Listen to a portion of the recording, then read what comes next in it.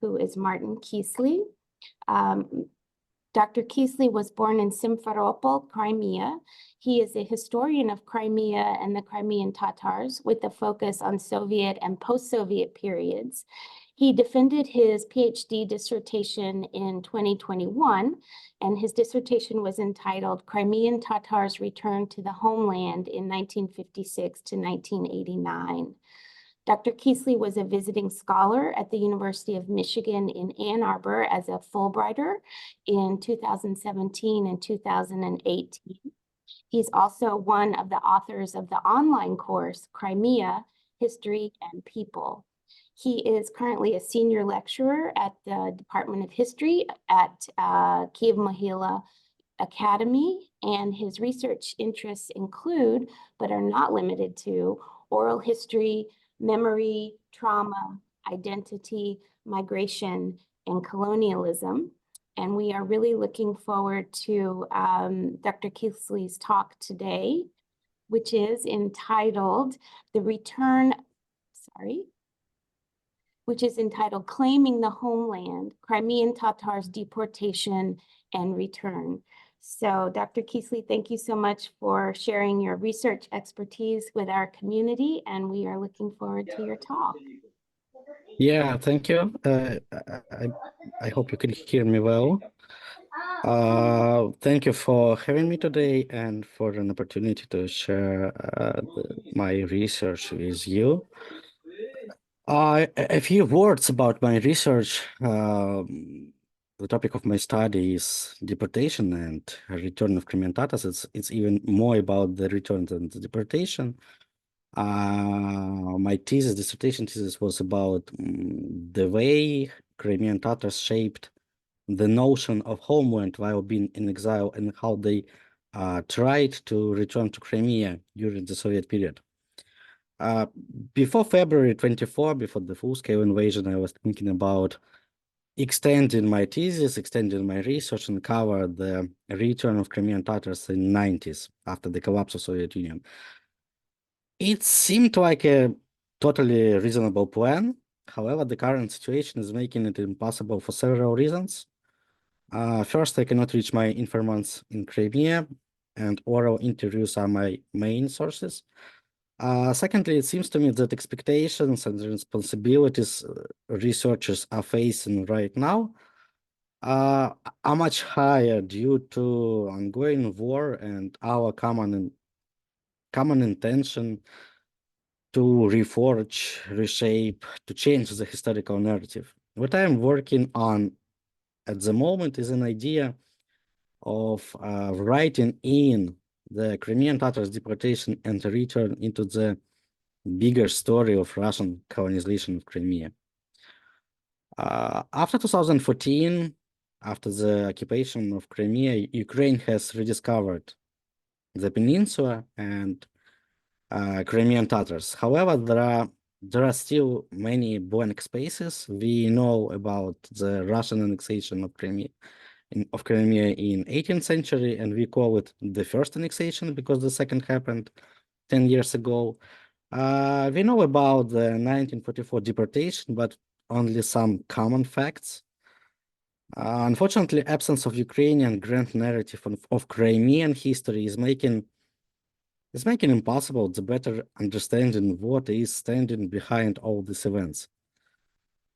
The deportation of the Crimean Tatars in 1944 is more than a historical event. It is also a protracted process extending through time or even the condition of exile. In deportation, it means in exile. It is what Crimean Tatars usually say when they are talking about their years in Middle Asia, in Central Asia. This process didn't just ruin the lives of individuals, it destroyed the way of life and culture of an entire people. In addition, deportation is also a colonial structure deeply involved in the history of Russia's occupation of Crimea. To understand the significance of remembering and reminding about the deportation. Today, 80 years after this tragic event, I believe we need to explore historical context and explain what happened in Crimea in May of 1944. It's quite symbolic that we are going to talk about history of Crimea and Crimean Tatars today in May. As I said previously, the deportation of Crimean Tatars happened on May 18, 80 years ago. But there is another one symbolic date, May 9th, the so-called Victory Day. It seems like it is no more an important day for us, for Ukrainians, but it's still a central event in Russian historical narrative as well as whole Russian discourse. Today on a military parade in Moscow, Putin said, they are trying to distort the truth about the Second World War. They are accustomed to base their essentially colonial policy on hypocrisy and lies. It's quite obvious who are they. So let's have a talk about historical truth and colonial policy. What images of Crimea is the most widespread? Unfortunately, the 2014 and occupation of Crimea significantly influenced the way how we imagine Crimea. But I believe most of you, I mean, Ukrainians, you still remember the iconic image with cypresses, mountains, and of course the sea. Like this, this, or this, or even this. But what if I will tell you that cypresses, they are not endemic to Crimea? They are not local trees. What if I will tell you that Potemkin brought cypresses to Crimea to turn the peninsula into the garden? In one of his letters to Catherine II, Potemkin provides her with a series of different reasons to occupy Crimea. Among them, a very strong reason to create a paradise for Russia. Indeed, Catherine really liked this idea of turning Crimea into a heavenly garden on earth, colonial garden, or paradise of the Russian Empire. For instance, during her journey through Crimea, Catherine emphasized the fertility of the land, concluding that this place is paradise.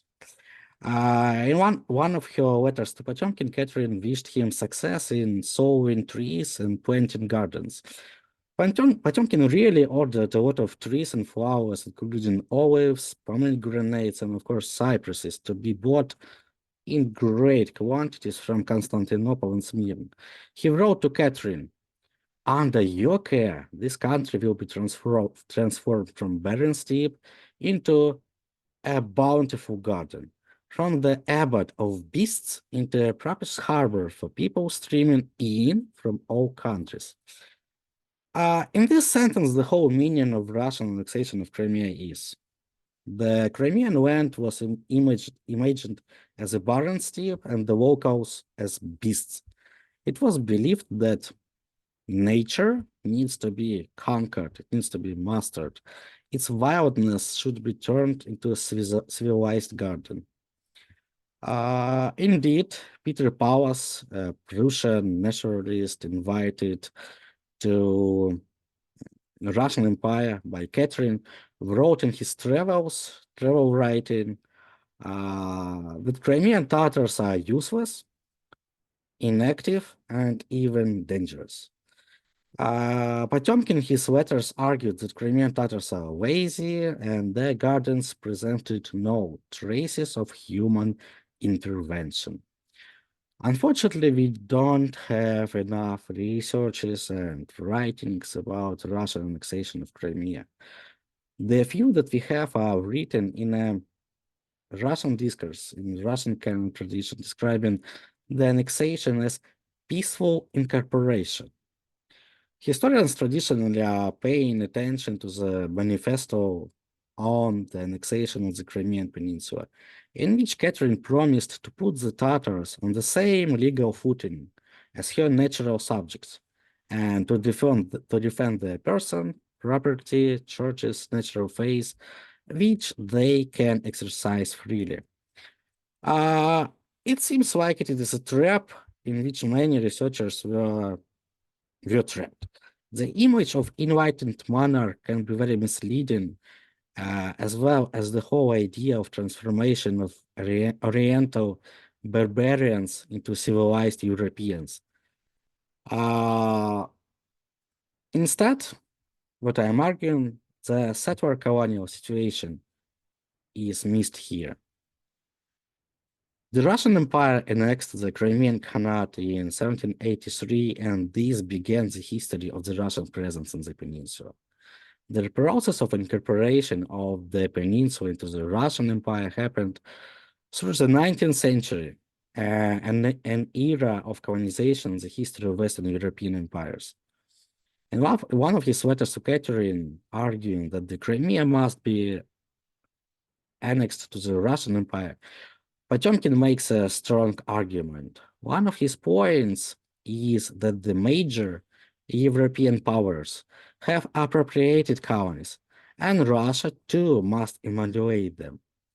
Due to its mostly Muslim population, Crimea allowed the Russian Empire to feel more European and acquire an Oriental colony of its own.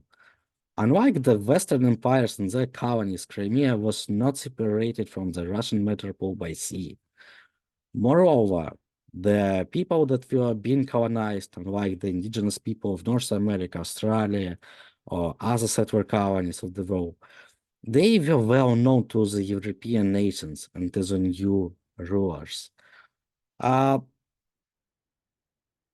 This, however, didn't prevent the new rulers from importing some of the practices of colonization from the settler colonial traditions of the Western powers. To make it simple, settler colonization is a type of foreign invasion when colonizers aim to take control over the land and replace the local population with settlers. Unlike other types of colonization, settler colonizers are not interested in a long-term economic cooperation with the indigenous population. As soon as the colonizers have enough force, their policies lead to the elimination or displacement of the indigenous by means of various economic, political, and cultural practices. Narratives about the invasion play a key role in the process of settler colonization. For example, Western settler colonial empires invented a range of myths about the colonized nations in order to justify the aggression. Victims of colonization were often portrayed as wild, uncivilized, poorly organized, aggressive societies that needed guidance from more advanced powers. In contrast, settler colonial narrative about often described colonizers as benevolent givers who came not to oppress, but to help, to share the culture and modernity. The history of the Russian imperial control of Crimea through the 19th century shared many of the Western settler colonial practices. In the manifesto that proclaimed the annexation of the peninsula, Catherine II justified the takeover with the inability of Crimean Tatars to govern themselves because they are too violent, because they are uncivilized. They cannot be rulers of their own land. Thus, she followed a narrative that Western empires used to justify colonization of North America and Australia. The process of incorporation of Crimea involved the introduction of different land ownership laws. As a result, many Crimean Tatars were deprived of their own land, and they were forced to leave Crimea. Moreover, many Crimean Tatars, Muslim by faith, saw it inappropriate to remain under the rule of an emperor of a different faith, and they left Crimea for the Ottoman Empire due to religious issues. The problem of faith further intensified when the empire tried to put additional restraints on the Muslim religion, religious institutions. For instance, Muslim mullahs were seen as potential agents of the Ottoman influence, which is why the Russian Empire wanted to control the process of their election. This and other reasons brought the constant semi-forced immigration of the Crimean Tatars through the 19th century. It is often called the Great Exodus, and mass migration and deportation of Crimean Tatars further intensified the economic problems in the region. In order to fight these economic problems and replace those who left, the empire brought more and more settlers to the peninsula, both from within the empire and even from other European states. By the early 20th century, Crimean Tatars became a minority on their indigenous land. In Crimean Tatars literature, as well as in collective memory, the 19th century is usually called Kara Asir, the Black Century.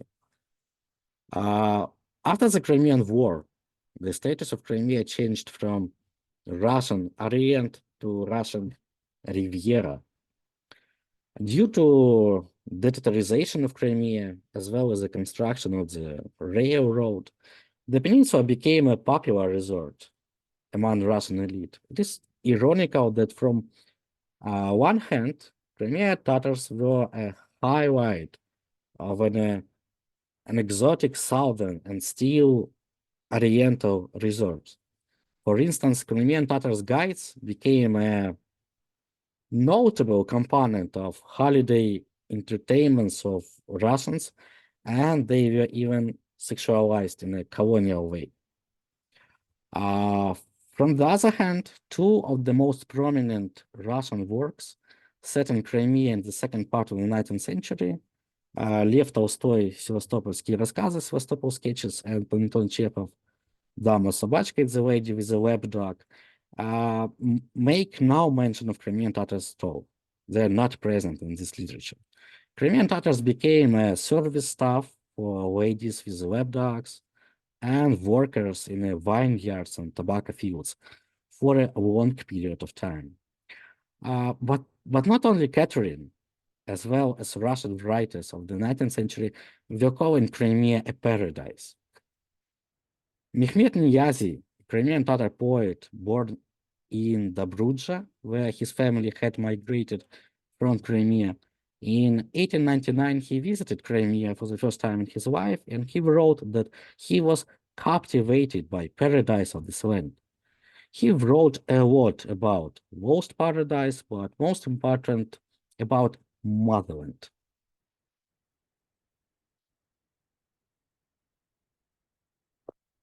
Probably he wasn't the first one writing about Anavatan, which means motherland from Crimean Tatars.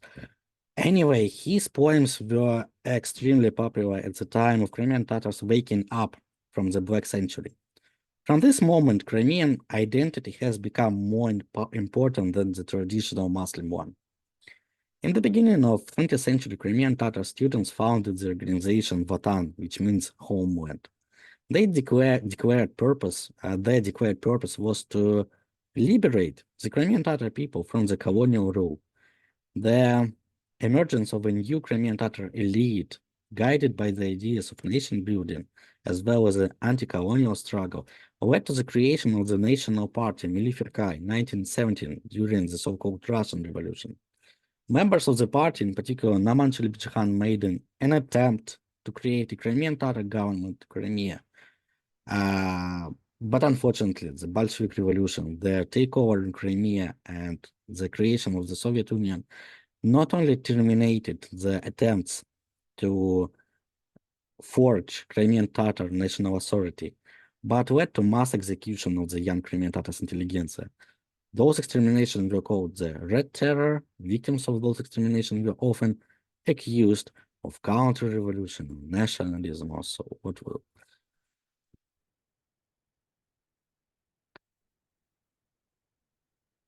According to the established canon, talks about deportation begin by stating that the deportation of the Crimean Tatars began with the state Defense Committee resolution signed by Stalin on May 11, 1944, which accused the Crimean Tatars of treason against the fatherland and ordered the expulsion of the entire people from their homeland as punishment.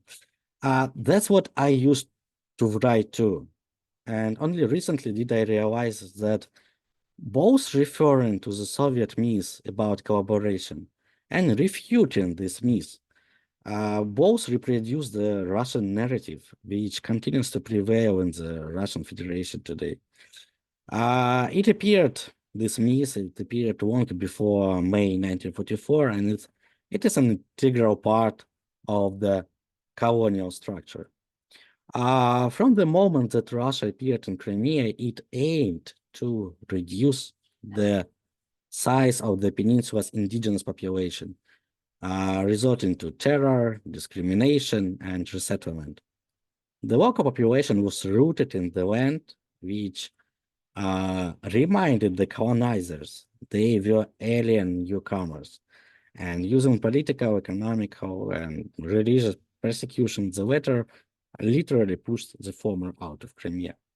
Finally, the myth of treason or collaboration created to legitimize oppression appeared, and this myth appeared during a different war, the Crimean War.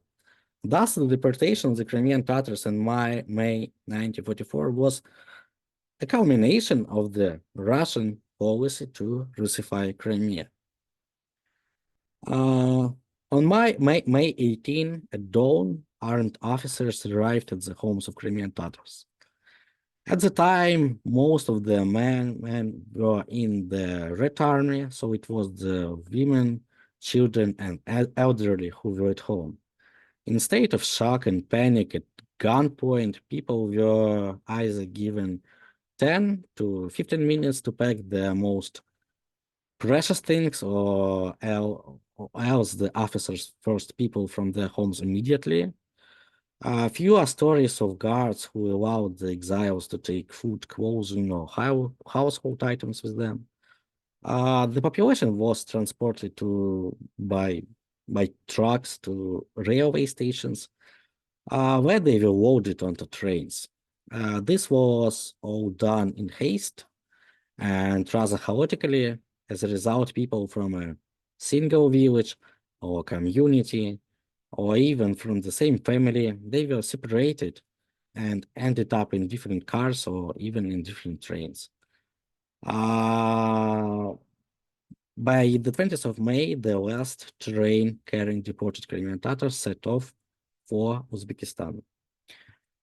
Without sanitary conditions, food, and medical care in overcrowded cars, the entire Crimean Tatars people went on a several-week journey into exile. But not everyone was destined to get to the destination. It was very tight in these cars. We all sat. There was no opportunity to lie down. We traveled for a long time, 20 days, maybe longer. No medical care on the road. Feeding, I don't remember that they gave us something. But if they did, I forgot. There was no toilet. There were two other girls of my age in this car. They were sitting near the entrance. They probably didn't arrive. I don't remember. I remember them, they were sick in the first days, and then I don't remember, probably they died on the way. Despite the fact that the final destination, according to the Stalin's decree, was the Uzbekistan, trains with deportees were also sent to the special settlements in Ural and other areas of the Soviet Union. The total numbers of Crimean Tatars deprived of their homeland was over 200,000. During years in special settlements, almost 50,000 Crimean Tatars died due to high mortality caused by deportation and conditions in special settlements. Crimean Tatars were put in special settlements. It was like Gulag, probably the same, where they were involved in forced labor and restricted in their rights and freedom of movement. They were involved in industry, coal mining, uranium mining, chemical productions. But first of all, the Soviet government used the Crimean Tatars special settlers in state farms. Almost all of them were involved in agriculture, and children were obliged to work too, especially at cotton fields in Uzbekistan. The Soviet deportation of Crimean Tatars in 1944 completed the Russification of the Crimean Peninsula, which began during the Tsarist time. The analysis of the state policies that accompany deportation leads to the conclusion that those policies were genocidal in its nature. The forced eviction of the entire people from Crimea led to the destruction of their way of life, social structure, and culture. Deportation wasn't an event, as I said previously. It was a process stretched in time, the purpose of which was to destroy the people as a whole community and deprived it of meaning suitable for consolidation. Exiled to remote areas of Central Asia, Crimean Tatars were expected to assimilate, probably the Soviet authorities expected them to assimilate, and inventing a new homeland for themselves. In addition to physical displacement, Soviet authorities deprived Crimean Tatars of their own name. Crimean Tatars' nationality ceased to exist in the Soviet censuses, since Soviet authorities categorized them simply as Tatars. The colonizers tried as hard as possible to wipe out all the references to Crimea's indigenous people in encyclopedias and literature. The removal of the indigenous people of Crimea brought another wave of Slavic settlers from the Russian and Ukrainian Soviet republics. The Crimean Autonomous Socialist Soviet Republic was deprived of its autonomous status and became just a regular oblast. For decades after the Second World War, Soviet authorities conducted mass settlement of Crimea with kolkhozniks. Crimea was in a serious need of a workforce, and Crimean economy was just literally plundered after the deportation of Crimean Tatars. Despite numerous preferences given to settlers by the state, many of them tried to escape back home. Crimea was still a hot and dry region, a very complicated place for agriculture. Meanwhile, a group that was willing to return to Crimea, Crimean Tatars, they were strictly banned from repatriation. The deportation of Crimean Tatars made possible the transformation of Crimea into all-union health resort. Crimean Tatar streets, blocks, villages were ruined to build sanatoriums and other facilities. Despite the fact that the image of Crimea that we know with palm trees and cypresses was a result of Catherine's imperial gardening, we inherited this image from a post-deportation Soviet period. After 1944, the doctrine of the Russian Crimea was implemented once again. The Soviet state also made an attempt to remove signs of historical presence of Crimean Tatars from the surface of Crimea. Crimean Tatars' mosques and graveyards were destroyed. Historic Turkic geographical names were replaced with Soviet place names. Soviet authorities made a special effort to remove Crimean Tatars from historical museums and more broadly from the whole historical narrative about Crimea. Meanwhile, they promoted a Russia-oriented vision of Crimea's past. In Crimea, just like in other settler colonies, the Soviet Empire created a completely new image of the space, an all-Soviet resort, historically Russian land. This new narrative was supported by corresponding historical monuments, cultural objects, and the dominance of Slavic population.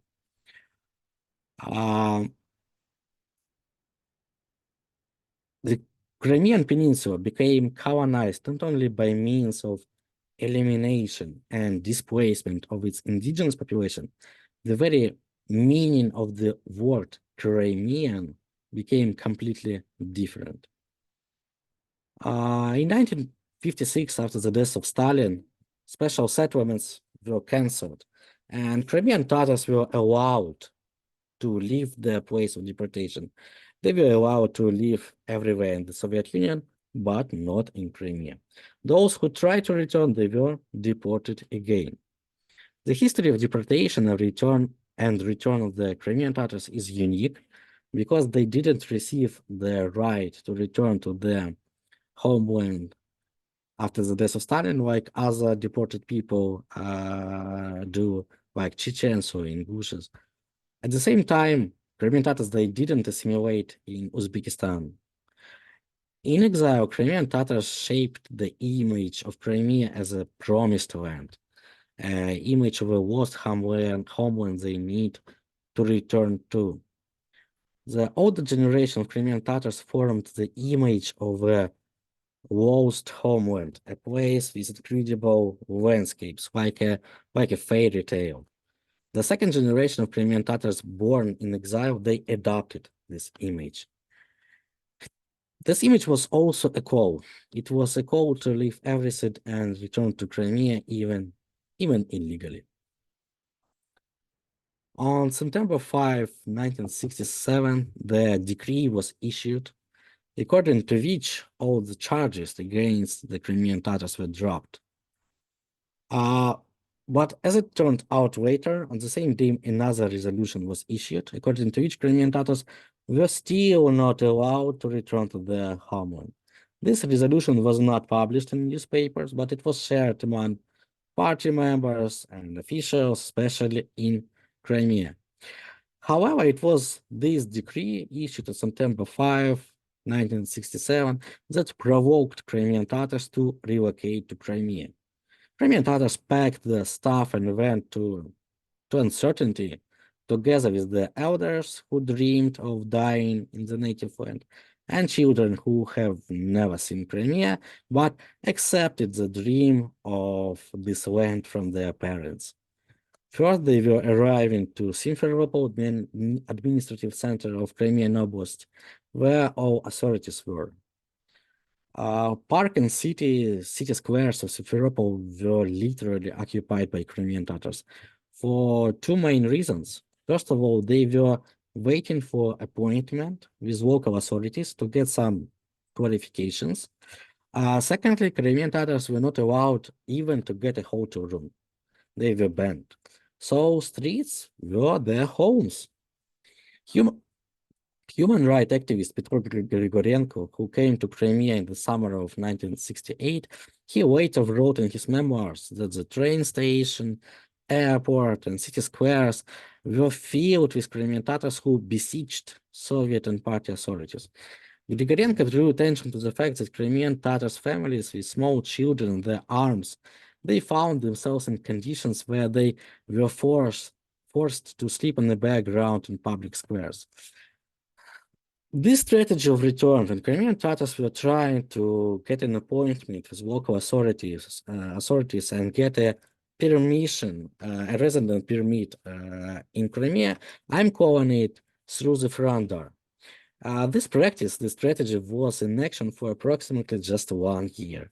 In this period of time, only 100 Crimean Tatars, they got a permit to live in Crimea. Usually they were war veterans.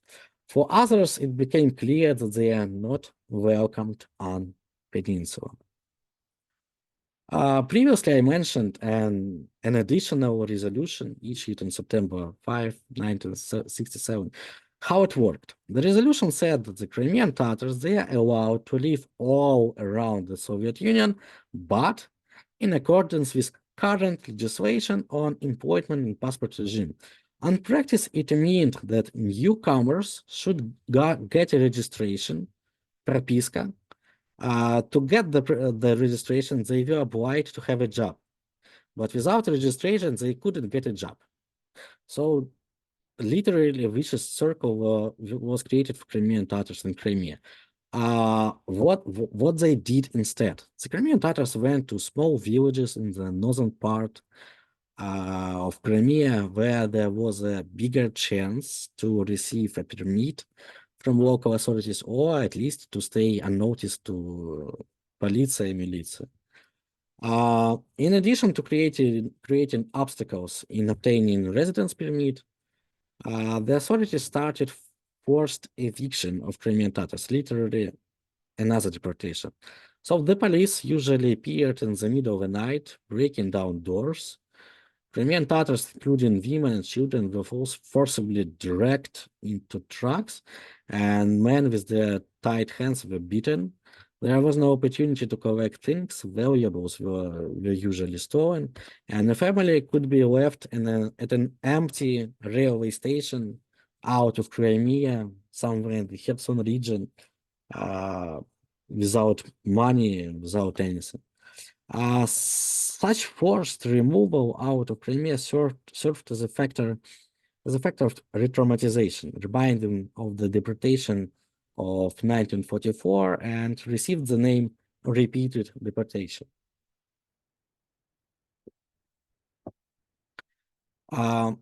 This practice of return didn't guarantee registration and didn't protect against eviction or another forms of discrimination. However, some Crimean Tatars managed to obtain a job and managed to purchase a house. In the period before 1978, about 10,000 Crimean Tatars returned to their homeland in this way due to this strategy. Why I said 1978? The growing number of resettlements to Crimea provoked a strong reaction from the Soviet authorities. In 1978, the resolution of the Council of Ministers introduced new methods of fighting with Crimean Tatars. The resolution was saying that it is forbidden to sell houses to Crimean Tatars. From this moment, nobody in Crimea was willing to sell a house to Crimean Tatars family. So kind of sanctions against homeowners were imposed. Moreover, if previously after forced eviction, Crimean Tatars were able to come back to the house they bought, after 1978, the house was usually just ruined with bulldozer. This resolution suspended the return process for almost 10 years. Such aggravation of the situation in Crimea led to the political persecution and caused several suicides of Crimean Tatars, among them the self-immolation of Musa Mahmud.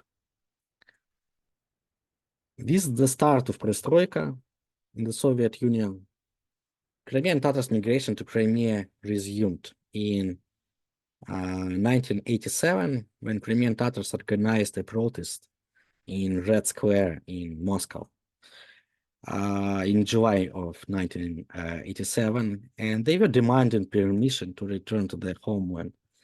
That summer, it became obvious that the liberalization of all spheres of life declared by the Soviet authorities, it did not apply to those forcibly exiled. So masses of people left for Crimea on their own, breaking through the resistance of the totalitarian system, which didn't want Crimean Tatars living at home. At the end of 1989, two documents were adopted which, although partially, met the requirements of the Crimean Tatars. The documents recognized the right of the Crimean Tatar people to return to their historical homeland, but it doesn't matter because the Soviet Union collapsed in 2 years. Because the adopted documents, mass repatriation of Crimean Tatars in the late 80s and in 90s, it wasn't picture perfect.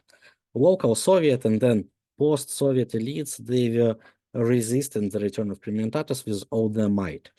Attempts to restrict the areas of repatriation as well as the number of people to be repatriated to particular areas had their political and economical impact. Crimean Tatars were supposed to live in rural areas, especially in the northern part of the peninsula. I try to draw a line, so above this line in the northern part of the peninsula, Crimean Tatars were allowed to settle down. Far from seashores, from resorts, where the land was extremely expensive, and away from strategically important cities like Sevastopol. This kind of ghettoization meant that they had to remain invisible, removed from the surface of Crimea from economic, political, and cultural spheres, like in the 19th century. At the same time, the limited amount of land that was available for distribution often appeared in the hands of the Russian-speaking population of Crimea and even Russians. This only further reduced the resources available to Crimean Tatars. And here is the map of the so-called Soviet ethnographic map of Crimea, the pre-war map, and we can see that the green are Crimean Tatars.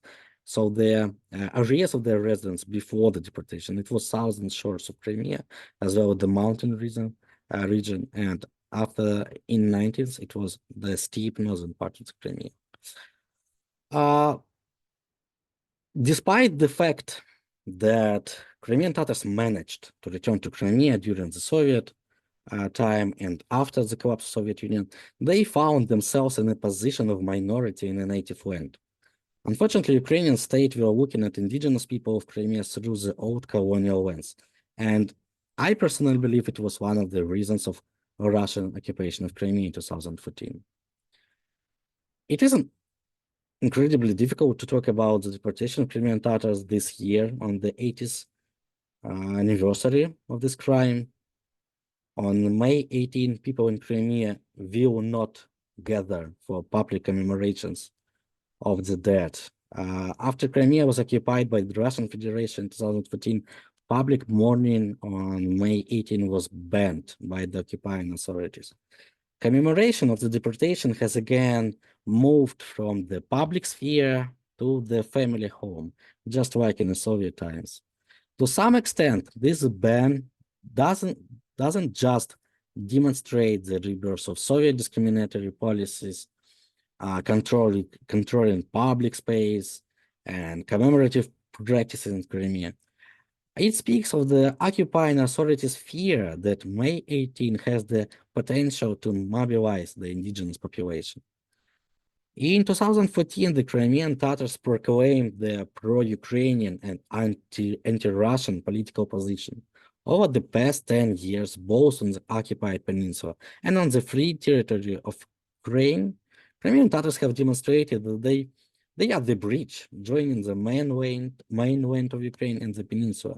As a result, they have been subjected to political persecution, show trials based on fabricated charges, repressions, and even abduction and murder.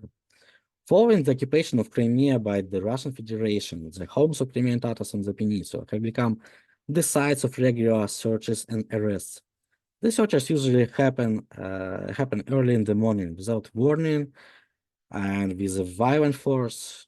The occupation of Crimea has meant losing one's home, not only for the tens of thousands of refugees who flee the peninsula, but also for the hundreds of thousands who remained but no longer feel at home.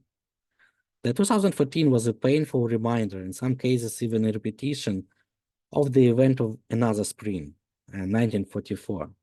The events taking place at the peninsula have had the effect on retraumatizing Crimean Tatars, reopening a wound that still has not healed and given rise to the reasonable fear of being deported again.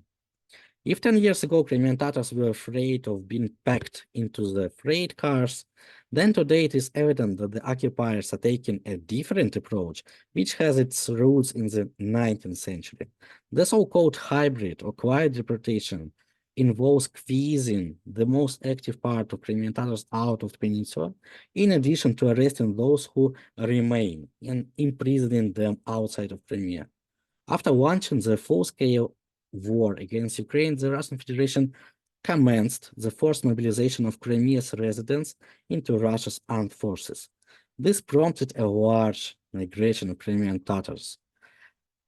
The repressions and persecutions forcing Crimean Tatars to leave their homeland are not the only things harking back to Russia's 19th century colonial practices. The occupying authorities are also colonizing the peninsula with settlers from Russia. Nearly 1 million have arrived over the past 10 years. The deportation of Crimean Tatars in 1944 is one of the Soviet regime's greatest crimes, which still demands study and reflection. First of all, because in 90s, we never fully dealt with the ramifications of deportation. And second, because right now, under Russian occupation, the world of Crimean Tatars is in danger again. That is why it is hard to delimit this long process of exile when the indigenous people who remain in Crimea today still don't feel at home. While neo-Stalinism is flourishing in Crimea, we are obliged to do what wasn't done before 2014. In truth, the occupation of Crimea showed Ukrainians and the world who Crimean Tatars with their hopes and aspirations are.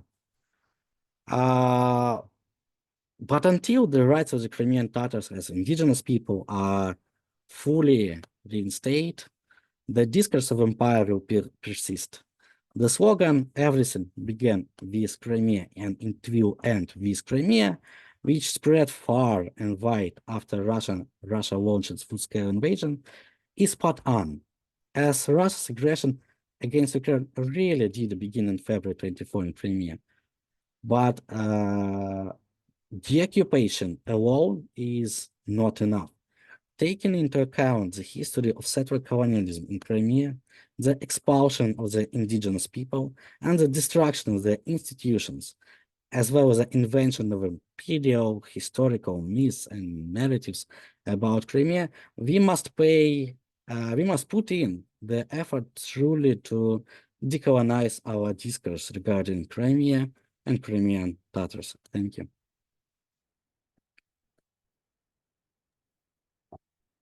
Martin, thank you for this very informative talk and for sharing your insights with us. We do have about 10 minutes for Yeah, I'm sorry for taking so many time. No, it's totally fine, but we have 10 minutes for question and answer and discussion, so I encourage our audience members to raise your hand and ask a question. You can also drop a question in the chat for Martin. There is one question that came early on I in see. the chat. It says, to what extent have you used oral history from Tatars in Turkey? They were not in focus of my research because I was dealing with the Soviet period, post-deportation period, and the diaspora in Turkey formed through the 19th century. Some of them are those who got to Turkey after the Second World War, so-called Astrobaiters who were forcibly moved to the German, and after the 1945, they have a possibility, if not return to Soviet Union, they had a possibility to move across the world, and some of them went to Turkey. But their experience wasn't in focus of my research. The role of Russian military base in Crimea and how many Russian veterans living in Crimea. Yes, it was another factor of settler colonization of Crimea after the deportation of Crimean Tatars. So not only колхозники, not only workers of collective farms were moved to Crimea in 50s and 60s, but also those Navy officers and military officers who got retired, they had the possibility to stay in Crimea. It was one of the main factors of the transformation of the local population, and probably the result of it is the so-called pro-Russian community who were active 10 years ago during the Russian annexation of Crimea. The present status of Tatars in the diaspora, it's a very interesting question because As I said, the diaspora is pretty old. If you're talking about Turkey, it has more than 200 years of its own history, and of course, many of them assimilated. Not only because of the long period of time of being out away from the homeland, but because of let us say Turkish imperial policy. Because in Turkey they are called Crimean Turks. They are not called Crimean Tatars. For Turks, they are, excuse me for this example, like Ukrainians for Russians, like the same nation, the same people. It is another factor of assimilation, a very harsh and provocative factor, of course.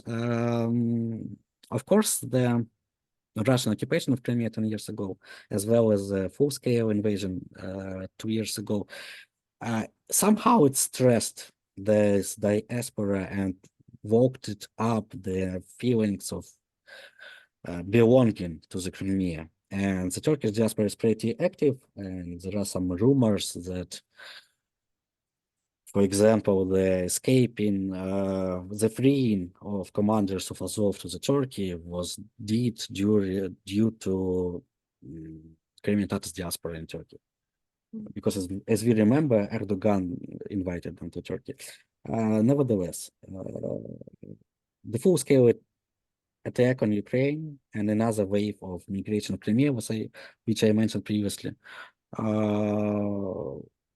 it influenced an appearance of new diasporas of Crimean Tatars in Europe, in North America, Canada, United States.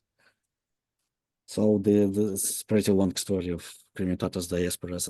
There is a myth of like 5 million Tatars living outside of Crimea, but it's rather a myth because we cannot count them. It's just impossible.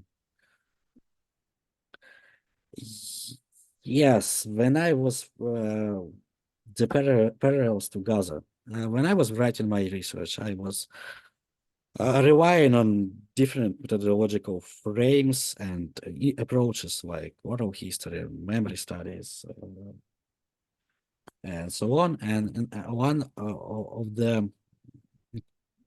them was migration studies. Because of the deportation of Crimean Tatars, it was a migration, forcible but migration. And I was looking for similar cases in the history of migrations when the community were trying to keep the connection to the lost homeland. And it seems like the case of Gaza is the most similar one to the Crimean Tatars, with many common traits of constructing an image of the lost homeland, with some based on, I don't know, scents and tastes of fruits and veggies and different other things. We still have 5 minutes. Yes, thank you, Martin. So other questions for Martin or points for discussion? Angela, please go ahead. Thank you. Thank you for the presentation. I want to ask probably a naive question. Why do you think, what is the reason that the Crimean Tatars were so much persecuted by Russia? So is it what Russia normally does to so-called newly occupied territories, or there were other reasons, perhaps a different religion? There are many, there may be different layers of answering this question. You're absolutely right. It's a traditional Russian practice of dealing with the new occupied territories and the local population, and it's sadly ironical that the experience of Crimean Tatars is became much more closer to us after 2024, which is the Russian occupation of the new Ukrainian territories. But there is another way of explaining this Russian attitude toward Crimean Tatars through the post-colonial theory and settler colonial theory. For colonizers, for Russians, Crimean Tatars are a living reminder that they are newcomers, that they are strangers, that they don't belong to this territory.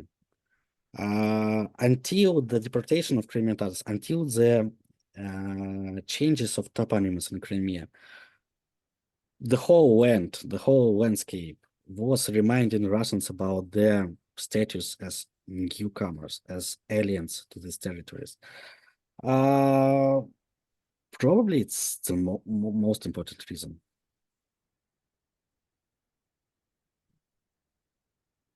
Why is it such a big problem to be newcomers? Because Russians. according to Russian discourse and Russian historical narrative, Crimea is Russian. I And see. yeah, you are living next to somebody who each and every day reminding you about your crime and reminding you about your lies.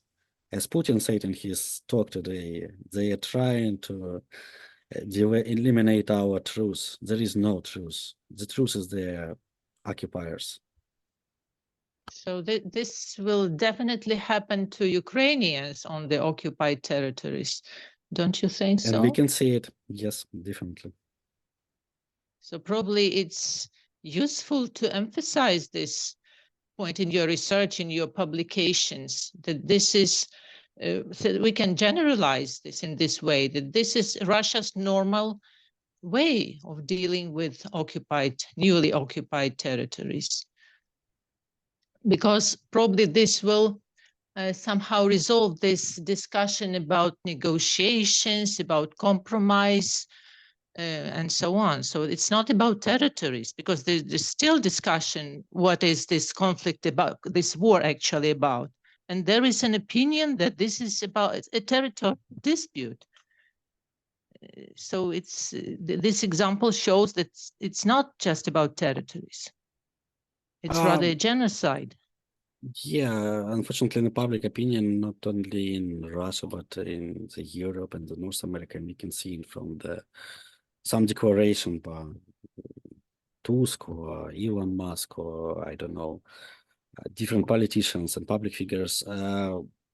They are accepting this myth about the Crimea as historically Russian land, just because of 2 centuries of occupying it. So yeah, we need to deal with it profoundly from the very beginning. Thank you. I can see another comment in the chat about this Russian myth about collaborators, Crimean Tatars. As I said previously, as I said in my talk previously, I was trying to deal with this myth, talking about different facts that Crimean Tatars were not the champions in collaboration in Crimea, that collaboration was a very common thing during the war, not only in Crimea, not only in Ukraine, but even in Europe. But for the last 2 years, I'm trying not to talk about this because I'm thinking that even the fighting this myth is a way of spreading this myth when you are sharing this narrative about, oh, Crimean Tatars are not Nazi supporters, oh, Ukrainians are not fascists. Why the heck we need to talk about it? But yes, it's very deeply influenced in the Russian societies, and even the school reading book in history in Crimea, they are mentioning that Crimean Tatars were collaborators with Nazis. Thank you, The Mark. impact of I'm sorry, I was just going to say there's 2 more questions in the chat. Maybe okay, I'll read them. I will answer in the chat. Yeah, thank you. Okay. Oh, well, I don't know. If folks don't mind, I think we can take a few extra minutes, give ourselves that privilege. So there's a question about your experience working with archives and where you get your information. And then a second question about, in your opinion, what's the impact of deportation on the current young generation of Crimean Tatars who were not deported? Okay, I will try to be very. there are a limited amounts of archival documents in Ukraine. Most of them, they are situated in so-called SBU archive, former KGB archive, and some of them are situated. Some of the documents are situated in the party archive. It's very ironical that, beside the fact that Crimea was transferred to Ukraine from Russia during the Soviet period, most of the documents about Crimean Tatars trying to return to Crimea, it was transferred from Crimea directly to Moscow. So the most documents on this issue, they're situated in Moscow, and we cannot say for sure how many of them are opened and how many of them are still closed. So the amount of archival corpus of archival documents on Crimean Tatars issue in Ukrainian archival is very small. For this reason, I use different archives. For example, the Open Site Archive in Budapest, they are containing some documents about dissidents movement in the USSR, and there are some documents of Crimean Tatars, as well as the collection of the professor of Columbian University, Edward Allers. It is stored in the New York Public Library. He was an ordinary professor at the American University. In the 60s, he opened for himself that Crimean Tatars are deported, and he started to deal with this topic and collected a pretty good collection of documents.